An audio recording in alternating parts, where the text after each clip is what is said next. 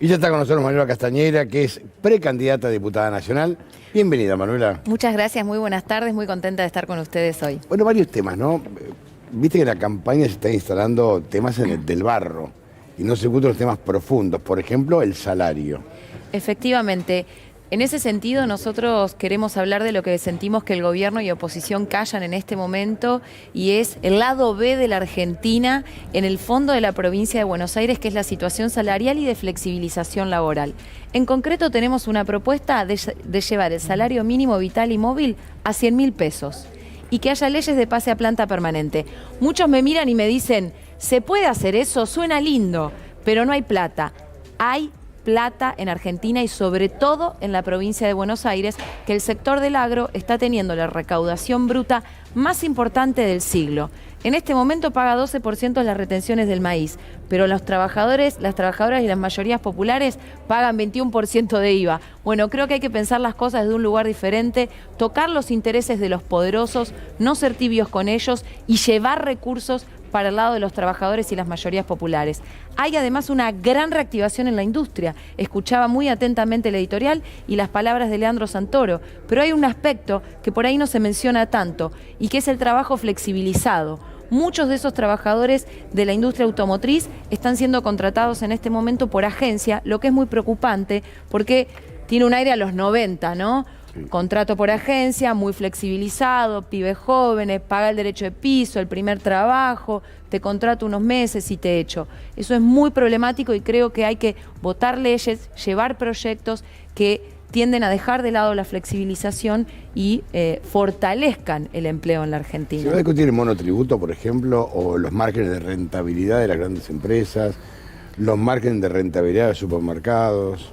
Deberían. Los únicos que saben cuánto ganamos es de los trabajadores, los que tenemos recibo de sueldo, que ahí nos sacan el impuesto, el mal llamado impuesto a las ganancias y demás. Yo creo que hay una estructura impositiva regresiva en la Argentina porque los sectores de los más dominantes tienen muchas maneras sofisticadas de evadir. Argentina está en un ranking alto de la evasión impositiva y, sin embargo, las mayorías populares tienen una carga muy grande con el IVA y el impuesto a las ganancias. Es una discusión mundial, efectivamente. El mundo lo que está discutiendo es cómo ponerle un piso más alto a las ganancias empresarias, que aunque sea del 15%, miren los números, aunque sea del 15%, y no lo dice un socialista como yo, lo dice Biden, lo dice el imperialismo estadounidense, porque hay un aumento de la desigualdad descomunal.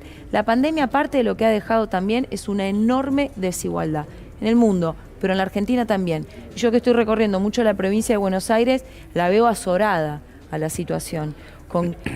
A veces se hacen chistes que no te podés pagar el asado, pero muchos dicen sobra mes. Con el salario que tengo me sobra mes. Y en una campaña electoral donde hay mucho ruido por derecha, mucho intento de instalar otro tipo de discursos, se olvidan, se esconden esas voces, esa palabra, esa manifestación por izquierda de un malestar con el salario, con las condiciones de vida y con la desigualdad. Entonces me parece importante combatir también con eso, expresar esas demandas para achicarle el espacio a la derecha que está teniendo en la campaña, me parece ya a esta altura inflada por intereses empresarios, con muchísimos recursos, tipos que realmente son, yo lo voy a decir así, son impresentables, son fachos, son misóginos, son reaccionarios, negacionistas del cambio climático como Espert y Milei, pero también tipos como López Murphy, que lo quiero decir, hoy cumple 200 años la uva, ese personaje se hizo famoso intentando arancelarla. Y ahora viene a la televisión a traer grandes propuestas como si fuese la divina pomada. No se les puede dar lugar, realmente creo que hay mucho invento en las encuestas del espacio que ellos tienen, pero yo siento por abajo en la sociedad y en la recorrida otra cosa, mucho más ahora, bueno, que estuve recorrida en Bahía Blanca, mirá. Vengo de allí, muy importante, estuve en esa ciudad, pero también en Pedro Luro y quiero aprovechar para mandarle un saludo a Cristina Castro, a quien visité, y me comprometí, como siempre, a seguir pidiendo justicia por Facundo Castro en contra de la impunidad y bueno, porque no puede ser delito en la Argentina ser pibe, digo. Manuela, estas también son parte de las problemáticas. Quiero retomar un poquito el tema de los salarios, ¿no? Vos hablabas de estos 100.000, que cuando yo lo leí justamente dije, bueno, sí, qué bueno, pero ¿cómo hacemos esto? Ya esa parte la respondiste.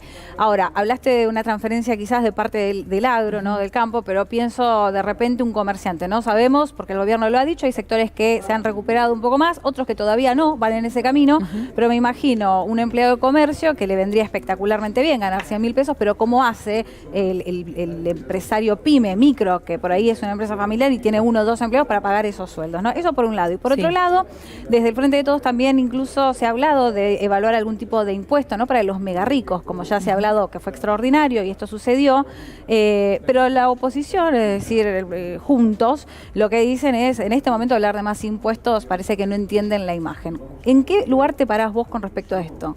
Bueno, sobre las dos cuestiones, gracias por la pregunta sobre los pequeños comercios, y es importante aclarar que los sectores de la economía familiar son además los más olvidados y que menos asistencia han tenido, y me parece que tienen que tener asistencia por parte del Estado para que la salida no termine siendo la explotación de un trabajador o trabajadora contratado. Y hay que distinguir, porque detrás de PYME te digo que a veces se esconde hasta la Coca-Cola, hay mucho caradura, que tiene 500 empleados y dicen yo soy PYME. Bueno, los que tengan el sustento económico, que hay muchísimos, que lo paguen, pero para el resto que haya una asistencia para que no se termine pagando el trabajador con flexibilización laboral. En cuanto al debate impositivo, yo escuché la propuesta de Tolosa Paz, lamenté que al otro día diga me malinterpretaron. Me parece que hay que ir hasta el final con la discusión, porque acá hay unos sectores de la derecha que están tratando de generar un clima, te diría hasta reaccionario, para empezar a legitimar un ajuste y para empezar a legitimar medidas económicas realmente antipopulares. Quieren instalar la idea de que pagan muchos impuestos. No tienen un solo número que sustente esa posición. Sin embargo, sí podemos mostrar los recibos de los salarios. Acá hay fuga de divisas, se llenan los bolsillos los sectores de las finanzas, hay exportación, hacen negocio con la devaluación, pero sin embargo no quieren pagar los impuestos que tienen que pagar. Ahora, Manuela, de cara al votante, a la votante, porque vos disputás los votos como cualquier otro en términos generales, pero dentro de un sector de la izquierda, tu espacio disputa claramente frente al FIT. ¿Qué diferencia a un votante de izquierda por qué debería votarte a vos y no al FIT?